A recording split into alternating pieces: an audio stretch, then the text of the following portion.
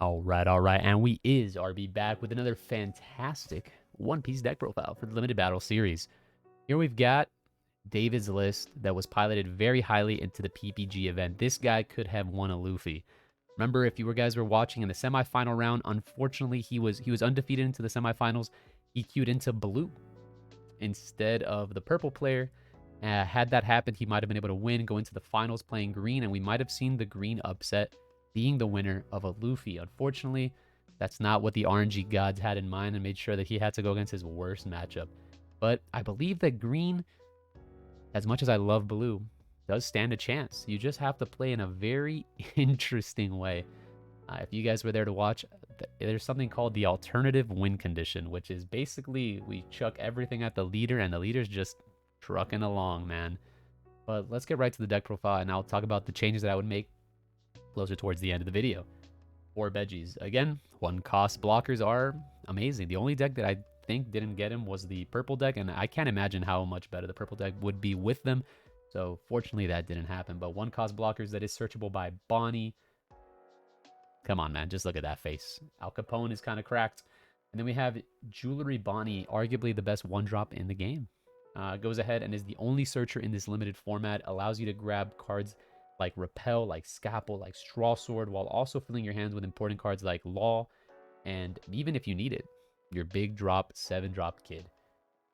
Then we have Urouge. Urouge for a 2-drop is very interesting. This card gets very, very large very, very quickly, as if once you have 3 cards on board, he immediately with 1 Dawn becomes a 6k. Becomes a very threatening card in the early game with Veggies and Bonnies. Urouge is able to get in there and able to apply that early pressure. Every time we watched Green, Green had a very specific game plan and wants to go ahead and chip you 3 damage, 3 life, and then once we've gotten 3 damage in with our characters, we can go ahead and focus on our final game plan, finishing it off with the big, powerful cards like our Law, our 7-drop blocker, as well as our hero Kid. So Roge is able to facilitate that game plan. Fantastic, fantastic card. Even has combo power. Amazing. Then we have Apu. Apu is our 2k counter. Usually you don't play this card, even though he has a very interesting effect. The fact that it is a 2k is more than enough reason to include him into your deck. We have Killer. Killer is a 3k 3-drop that has a fantastic effect. It knocks out anything that is cost 3 or lower once it is inactivated. So it also triggers off of security. This card is very saggy, very strong. Its stat line is kind of interesting because, once again, 5. We want to hit you with 5, maybe 6, and this card facilitates that. In a deck like this in purple where you don't mind slapping your Dawn on your characters, this card is able to get a couple of early damages in, and it's very good for what it does. It also deals with red very, very well. Once they have their Zoros, their Sanjis tapped, this card goes ahead and takes care of them with very little commitment. Then we got our vanilla 5k. The name here, for whatever reason on the website, is... I can't read that, but he is a vanilla 5k. And because he's a vanilla 5k, once again, he facilitates that $5 game plan. So he played him at 4. Then we have starting to be our big power cards in X Drake. As X Drake for a 4 cost is a 5k that with 1 Dawn attached makes itself a 7k when attacking and your leader a 6k. This is one of the cards that does a very, very good job at applying early pressure and applies early chip damage. So once you combo this card, if this card stands on the board, you attach 1 Dawn to it, 7k, 6k, you play your Law for 5, you restand it 7k again. That's a lot of damage coming at you on your 3rd turn. 2 7s and a 6. If all of those damage points get to go in, either they clear the board or they go into life, you're facilitating the game plan of finishing the game off with your hero, and the X-Drake almost by himself with the back of Law is able to do that very, very easily. We have 2 of the Kobes. I'm not sure why we're only playing 2 of the Kobes, but again, this deck has so much combo power in its spells that it's almost fine to go lower on your character count, as we're most certainly pitching cards for our leader to finish off the game. Then we have 4 of the Law. It is a 5-drop 6k, fantastic stat line, 1k counter, and also does a great effect, which most certainly either says protect an X-Drake or make sure that X-Drake gets in for another point of damage.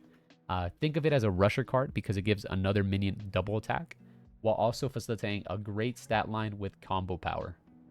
No reason not to play him. He's also searchable by Bonnie. Yeah, it's one of the best cards in your deck. I 100% believe you have to go 4 on this guy. Then we have 3 of Basil Hawkins. Basil Hawkins is a super powerful card into the purple matchup as a 6k 5. Again, great stat line. It doesn't have the combo power, and that's why we're not playing it at 4, but its effect is fantastic. It goes ahead and with 1 Dawn Under, once it attacks a character, it unsuspends itself or becomes active. If your opponent chooses to block a Basil Hawkins, which with 1 Dawn Under is now a 7, the fact that a blocker went ahead and did character battle makes sure that it unsuspends as well. So they can't block this guy. He restands with a combination of Straw Sword plus Basil Hawkins. You're almost most certainly clearing the board because they just can't commit to investing on protecting the character that you're straw sorting. So you, with a combination of these cards, you're doing God's work. Unfortunately, without the combo power, this card more often than not, along with your 7-drop, becomes pitched for your leader. But you do have to play some amount of it because in some matchups, this card is just game-winning. Back-breaking, if you will. Then we're playing 4 of the 7-drop. Now, that is quite interesting, as I've seen a lot of people favor maybe a 3 of this. But, I mean, who am I to judge? He did so well playing 4 of this kid. In matchups that he's important, aka purple, he does so much. In matchups that he's not as important, aka blue, you just pitch him for leader. So the only thing I would change maybe is just dropping this just a bit since it is searchable by Bonnie. You don't need 4 of it in your deck. I understand the mentality of if you have 4, you'll see it more often when you need it, but 4 seems like a heavy amount for this gentleman. But it is a fantastic card. It is a 7-drop 7k with and blocker. If you go ahead and put 1 Dawn, it go ahead and activates itself at the start of your opponent's turn. So it basically is coming at you 8, and then you have to deal with a 7k blocker. And then every turn after that, for a 1 Dawn commitment, you're getting hit for 8. I don't think anything is more efficient than that in the game. Then we have our variety of fantastic spell cards that are all searchable by Bonnie. We have Repel, which is our 4k counter. It is a 2k, it is 2 cost, and it goes ahead and readies or activates or readies one of your Dawn. So even though it's 2, you can think of it as a 1, and then which will still leave you space to play Scalpel. So Scalpel, once again, for 1 cost, it goes ahead and gives you a 2k counter, and then it activates another Dawn. So it also has a trigger ability, which activates 2 of your Dawn. I don't know how much that comes into play, but it's a very interesting card as none of our counter or Dawn counter cards or event cards have a trigger ability except Scalpel. So it's a very, very powerful card when mixed with Repel. And then Straw Sword is the card that lets us go ahead and deal with board states that are a little bit a little too much for us. The idea with green is getting down to 1 life. You Straw Sword the blocker that they're using to defend themselves with, and then the leader kid goes in, swing, swing. So Straw Sword, a fantastic addition to this deck, and you're going to need some sort of combination of Straw Swords in order to win this game, in my opinion. So what would I change? There's a couple cards here that I don't like maxing out on, and I'm going to go ahead and just simply drop these cards down just a tad. And then now we have a little bit more space in the deck. By going ahead and dropping our cards, we now have 2 slots that we can go ahead and add to this deck. I'm personally an enjoyer of this, but it is a heavy cost as you do want to play this.